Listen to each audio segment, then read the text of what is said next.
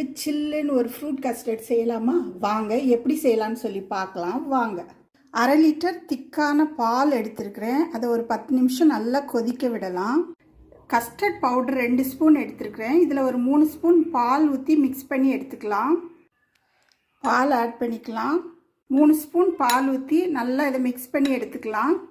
பாலோட நல்லா மிக்ஸ் பண்ணி எடுத்தாச்சு. பால் நல்லா கொதிச்சு வந்த பிறகு நம்ம அந்த மிக்ஸ் பண்ணி வச்சுருக்குறோம்ல கஸ்டர்ட் பவுடர், அதை இதில் ஆட் பண்ணிடலாம். ஆட் பண்ணி நல்லா மிக்ஸ் பண்ணி விட்டுக்கலாம்.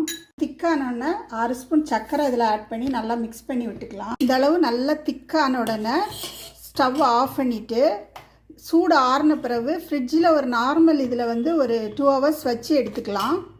ஃப்ரிட்ஜில் இருந்து ஒரு 2 மணி நேரம் கழித்து எடுத்தாச்சு. ஃப்ரூட்ஸ் எல்லாம் ஆட் பண்ணிக்கலாம்.